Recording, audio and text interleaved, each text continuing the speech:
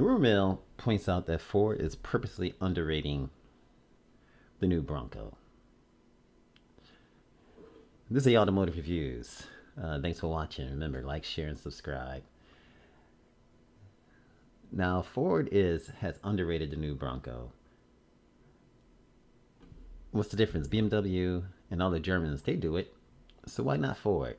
But let's look into why. But before we do that, let's just recap. The first deliveries for the Bronco is going to be happening between June and August. Bronco production is going to be shut down in 2 weeks at the end of May. Now, the last 2 weeks of May, due to the semiconductor chip shortage, and if you check out my other videos, I explain that in detail so you can understand that.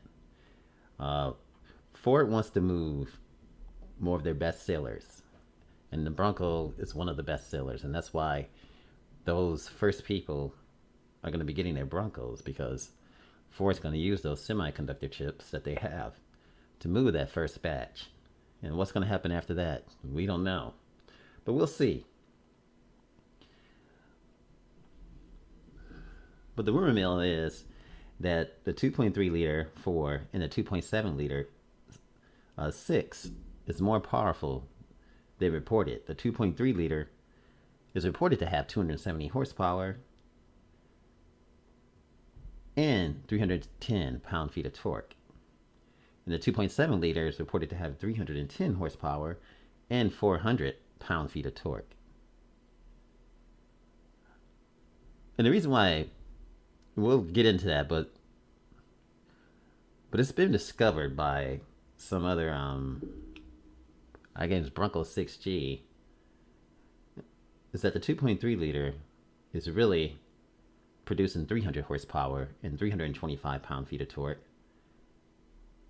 And the 2.7 liter is really producing 315 horsepower and 410 pound-feet of torque.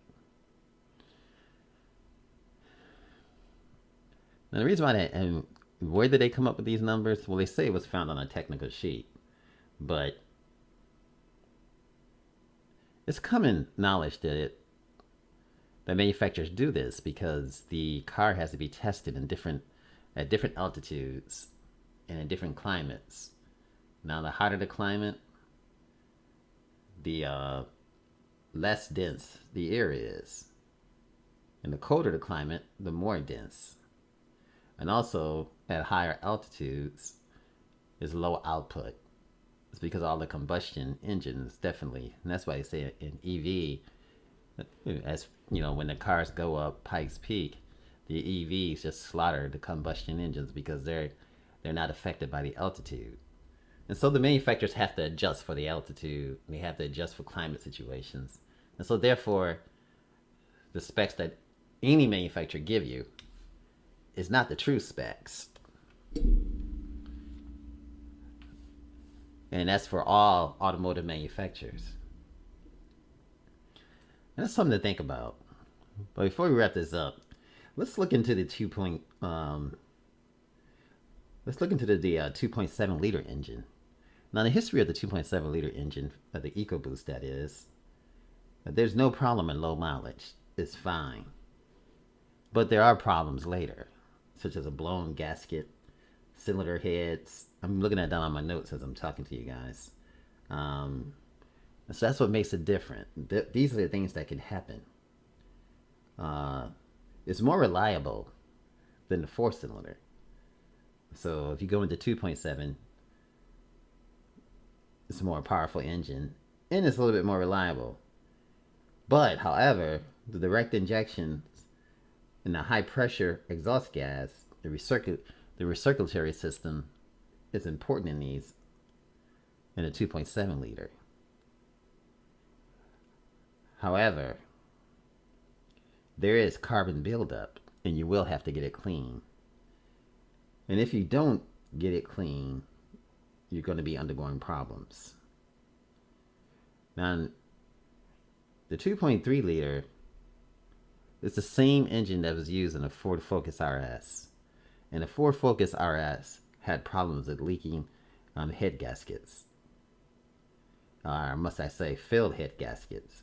and white exhaust gases coming out of the exhaust with that sweet smell of coolant consumption. And also, it's been known to misfire on the cold start. And again, even with the 2.3 liter, the carbon buildup on the backside of the intake valves and on the walls of the intake ports means you have to get the special carbon cleaning fix in order for it to run right. So these are the different issues. But the one thing that's pointed out on the 2.7 liter is that you have to keep up your basic engine maintenance. If you don't do that, it will kill your engine. And so it's very important to keep your oil changes and keep everything, try to keep it all done at the Ford dealership so they can have record of it, or keep your record of it so you have no difficulties. So make sure you maintain these engines, especially if you're going to keep your Bronco. Make sure you just keep doing what you're supposed to do in order to maintain it. Otherwise, you will have issues. Now, besides that, if you keep getting the direct injection cleaning too, make sure you get that done for both the 2.3 liter and the 2.7 liter. These are the only future problems that you'll have with that. But I just wanted to go over that. It's important to keep the maintenance of these of the 2.3 and the 2.7 liter EcoBoost. And of course, all manufacturers underrate their numbers because of climate change and temperature and all that got to go into play. This is Automotive Reviews. Thanks for watching. Remember, like, share, and subscribe, and have a fantastic day. Hey guys, this is Automotive Reviews. Thanks for watching. Remember, like, share, and subscribe, and thanks for coming to the channel. And I appreciate your time. Have an awesome and fantastic day.